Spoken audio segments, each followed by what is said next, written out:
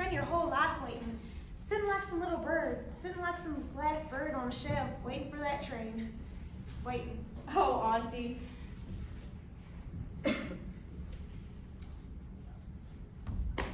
Waiting for that train. Woo-hoo. Oh, there it is. Oh, Auntie, it's stopping. Now, who'd be foolish enough to get off here? A stranger. A stranger?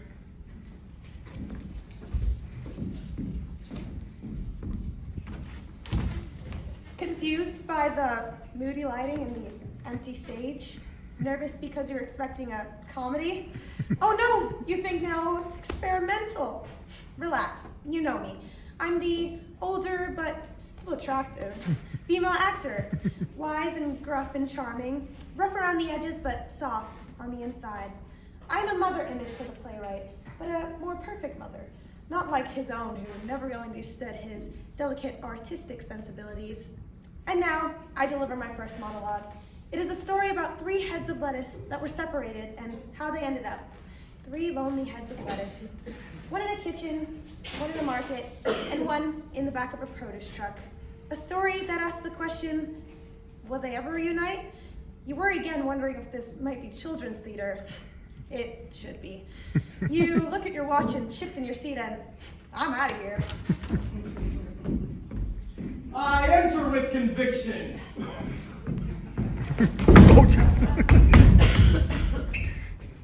I take a position stage right. I'm sick with embarrassment.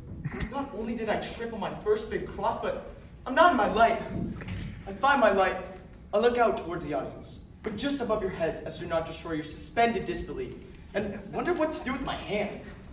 I think about winning a Tony and begin a speech about lettuce. And every time I say the word lettuce, I say it with great emphasis because the director told me to. My story is about one lonely lettuce in a kitchen. Then hint at my recently dead brother. Then hint at this mysterious type mission thing I'm on. I don't understand this speech, but managed to fake it. Then I move my arms in a strange and mysterious way because the director has a dance background. I then once again mention lettuce, then silence. I exit. Tentatively, I enter, gracefully moving my arms in a strange way because the director has a dance background. Immediately and professionally, I scan the audience out of the corner of my eye and wonder if my mother is here. I think about art and begin my monologue. It's a story about lettuce. One lonely lettuce in a market. A monologue that would be a total embarrassment if it weren't for the brilliant emotional motivations given me by the director, my mentor. I think about art once again and leap to note my relationship to the older female actor who's currently smoking in the non-smoking green room. I then take up a strong position center and wait for the entrance of my leading man, the empty-headed monster. I enter with conviction. I think about Jake Gyllenhaal and wait for her to look at me. I'm sure he's probably thinking about Jake Gyllenhaal. I wait for her to look at me. I wait for as long as possible.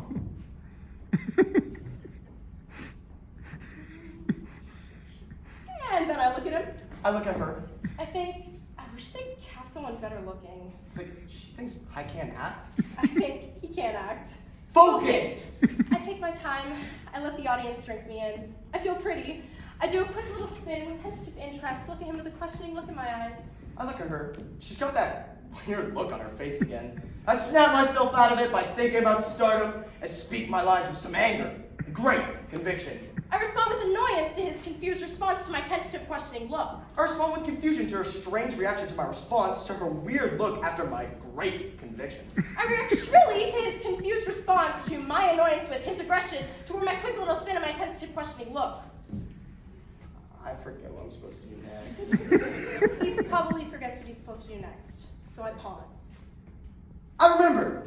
I cross the stage like a caged animal. I take a position ever so slightly away from yet ever so slightly towards. Pain, hope, and fear dance across my face in a delirious symphony. I pause. He's not supposed to take this pause. The director told him 100 times this pause was not needed. And in the pause, I act really hard.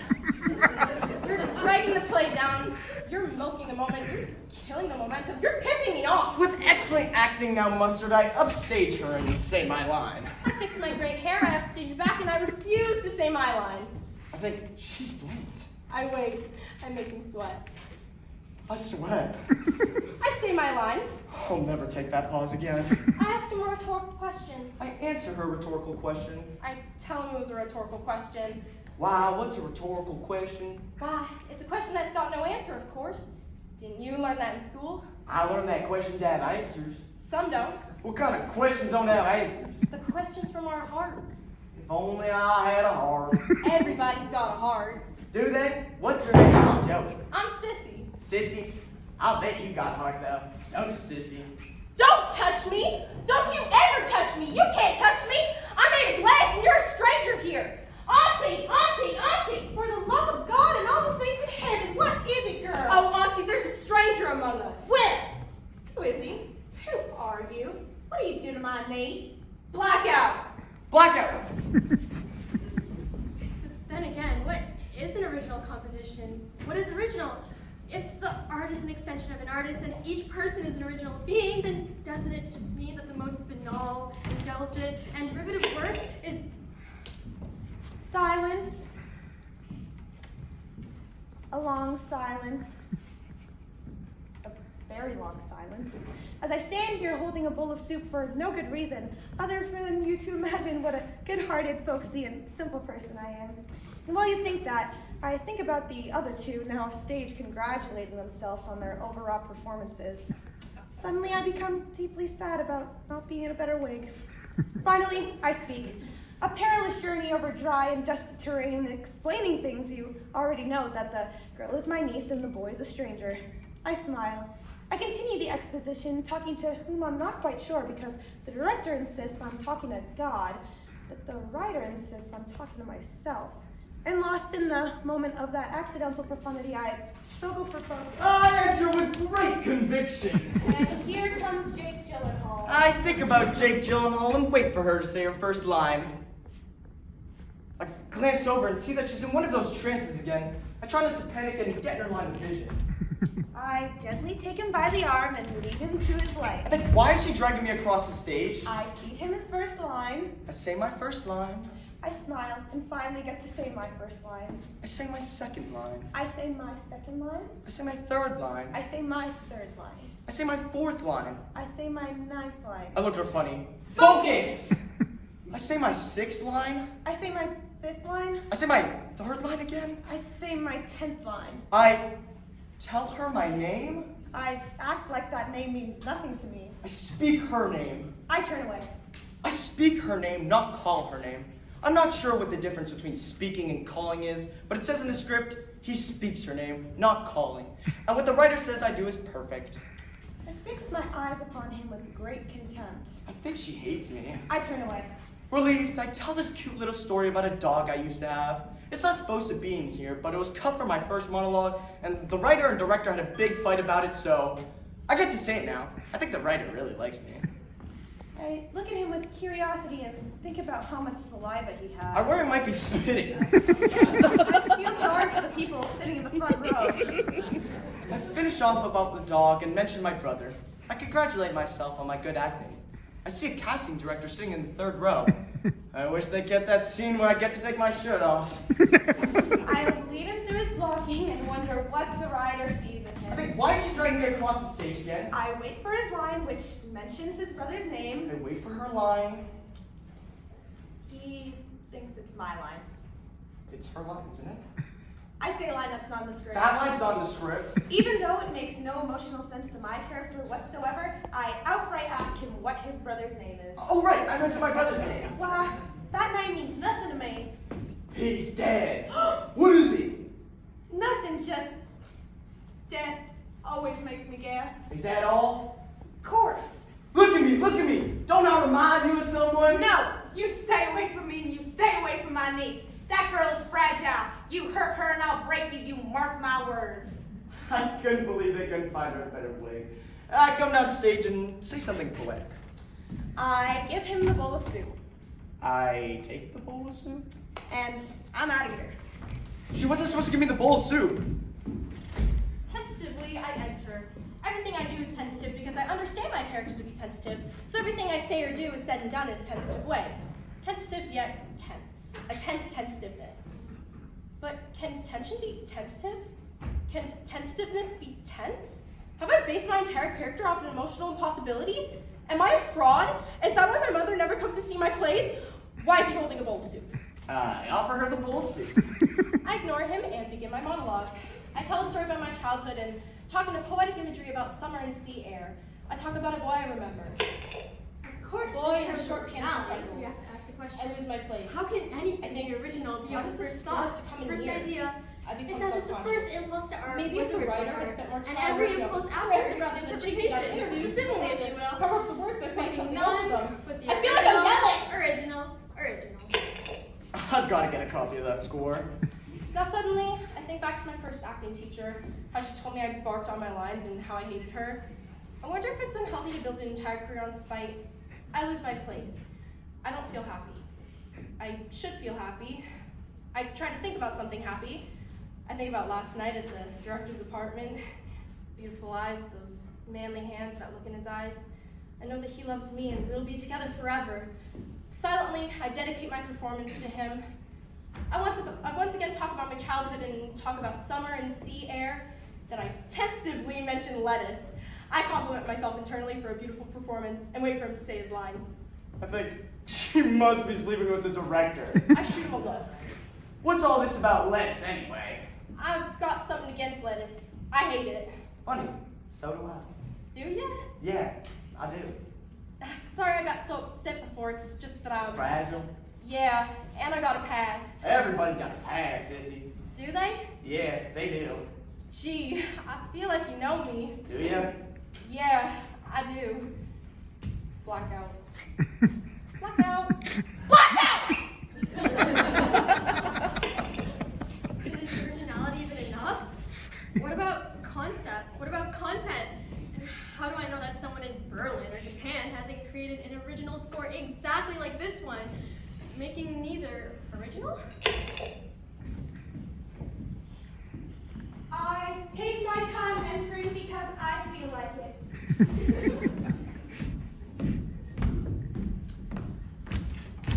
I begin a monologue you can tell was stuck in after previews because no one in the audience could understand what the hell was going on. Relentless exposition peppered with lame humor, and since I'm alone on stage again and no one's really listening anyway, I leave out a paragraph of particular purpleness. Later I'll say I forgot it and will be forgiven because they expect that from the older female actor in her fading memory. And then, from out of nowhere, I sing a few lines from an old Scottish ditty to try and distract you from the writing so shitty. A non-existent connection to the next shoddy section. Then I stop suddenly. I hear them coming. I react and leave the stage in a manner that indicates that I'll be watching them from somewhere. But I won't. Hand is so clammy. I begin tentatively at first my favorite monologue. It's a lovely monologue full of images and metaphors drawn from modern psychology and nature creating a philosophy of functional spirituality. Then I look at him with a look that lets him know that he's everything to me. My life, my love, my future. I try not to gag or sound ironic. I get an impulse. Oh no, he's got an impulse. I slowly begin to take off my shirt. I try to pretend he's not taking off his shirt. First I pull it from my pants and then undo each button from the bottom up, filling my eyes with hazy possibilities.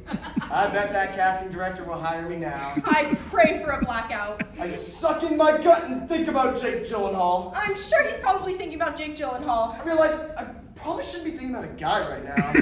I wonder if he's gay. I wonder if I'm gay. Focus! I stare at her with passion. I cannot meet his eyes. I stare. I can't. I stare. I can't. I stare. I can't.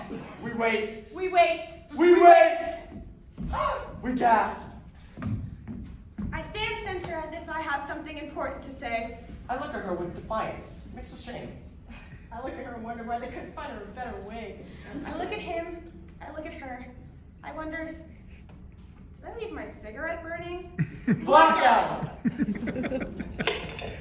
Or perhaps there is a wave of thought that is shared by all creators, tuning in and out of one another's ideas. But does this account for innocent instances of plagiarism, such as occurred on that classic episode of Partridge Family when Danny walked...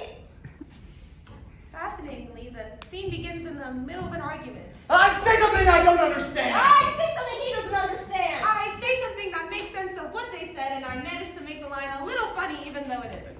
And now, A bit. A mammoth, S. log, clipped, And fractured. and Highly. entertain Ing. or so. things. The writer. And now, a sentence brimming with brutal imagery stolen from early Tennessee Williams.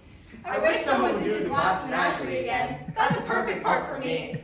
I implore her. I beseech her! I ignore him. I challenge her. I evade her. I corner her. I beseech her! I shun him. I accuse her. I beseech her! Oh, I implore her? I did that already. I challenge her? She did that. I beg her? Fine. I beg her! I take all the focus now. I let the audience drink me in. I begin tentatively at first to try not to cry. Holding it back, holding it back. I don't want to cry. Holding back, holding back. But then the tears rush forward and words roll out that explain the argument we were just having and then bring attention around to his brother. With startling conviction, even to myself, I threaten to say what I know. With feigned courage, I dare him. A stunned silence from me. I speak as if entranced because that's what the script says I should do. I talk about my brother and his deathbed message about a woman named Auntie. Now, I'm supposed to cry about my brother. Of course, I never had a brother myself, so I use the Uta-Hagen substitution method I heard those two talking about last week. I try to substitute my cousin, but I never really liked my cousin and rather substitute Mr. Whiskers, my cat who died. But it seems kind of dumb to substitute a cat for a person. But I guess the point, if it's not a cat or if it's an armadillo or whatever, is just that somebody you wish never went away. I miss you, Mr. Whiskers! I think He must be sleeping with the writer. I begin a monologue about my girlhood, full of that salty, wheezing humor we've grown so used to, then more drivel about my gritty adolescence, and finally a chance to do a little acting. I won't cry. I won't cry. I won't cry. God, she's good. And then more sap, and then from out of nowhere, and using every trick I've been so ashamed to see another actor use, I skillfully bring it around to lettuce. I look at him.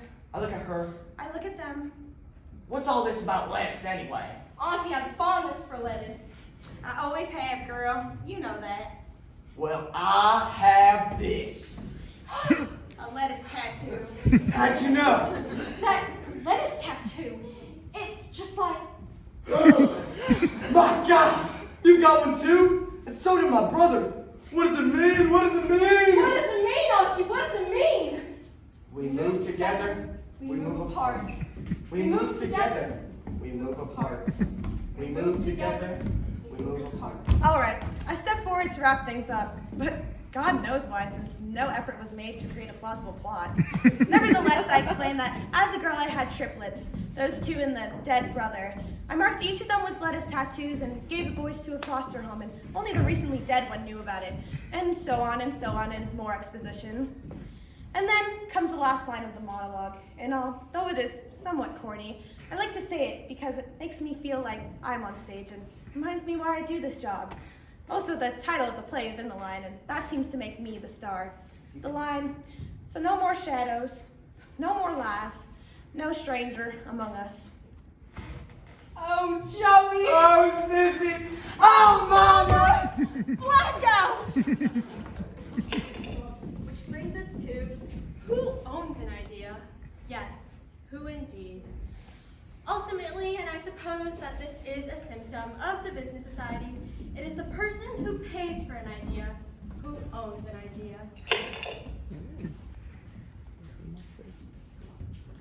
Here we stand. Each of us alone. Yet a group. I find my light. I fix my hair. We do our best to muster meaning in this pause. I make a statement that seems somewhat out of character, thus indicating a change. So do I. So do I. And then, From behind our backs, Each of us. produce a lettuce. a lettuce. A lettuce. And in this strange, almost surreal gesture, there is some kind of clarity. And inexplicably, for a moment, Each of us each of us, Even me. seems to understand. something. And as the lights fade, I think about Uta Hagen think about Jake Gyllenhaal. I think about Jack Daniels. Because We are actors. And this. this is a play.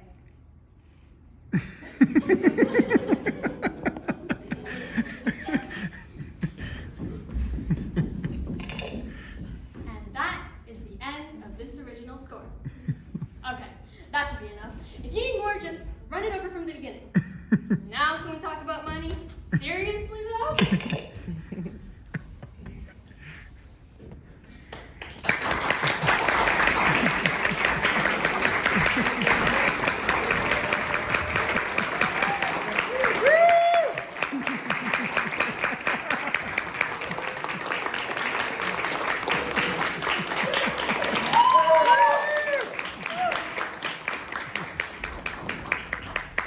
Say hi, YouTube.